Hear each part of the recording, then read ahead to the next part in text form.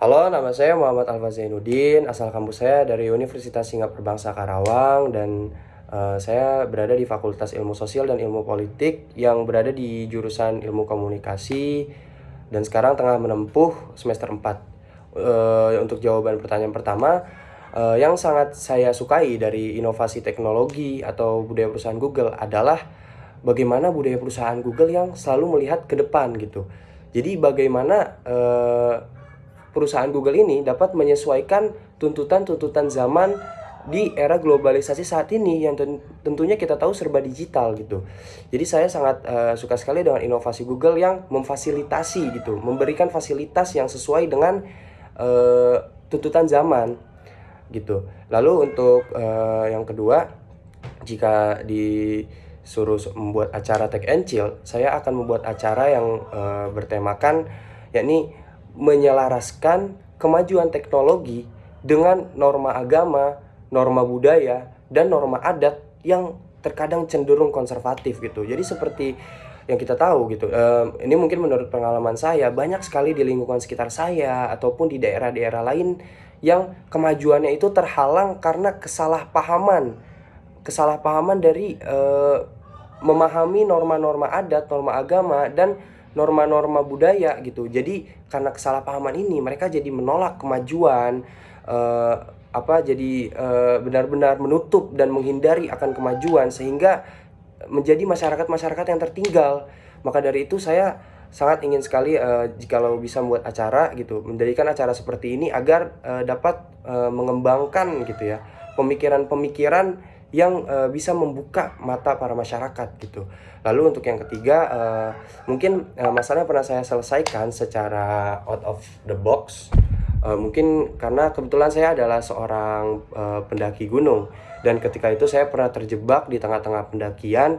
Saya kehabisan air waktu itu di Gunung Salak yang kebetulan tidak memiliki mata air di situ.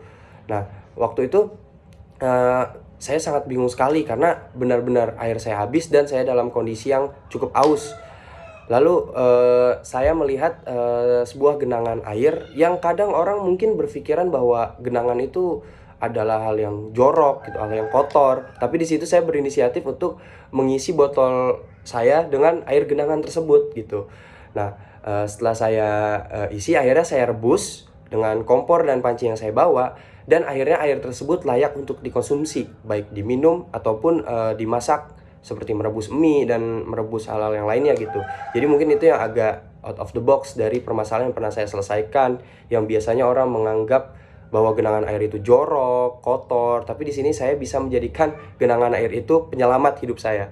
Lalu untuk yang terakhir, jika saya terpilih, tentu yang akan saya banggakan, saya bisa bangga ya menjadi bagian dari brand ambassador perusahaan platform terbesar di dunia. Tentu saya akan sangat bangga sekali, dan dengan itu pula saya bisa mendapatkan kepercayaan yang lebih dari masyarakat luas yang tentunya saya sangat ingin sekali menyadarkan mereka yang masih terhambat akan kemajuan.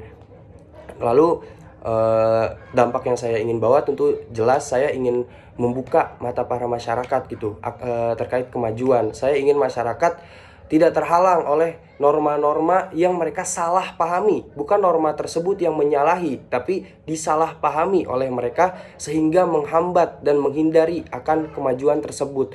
Maka dari itu saya sangat ingin sekali memberikan dampak untuk menyadarkan masyarakat terkait kemajuan dan meluruskan kesalahpahaman mereka.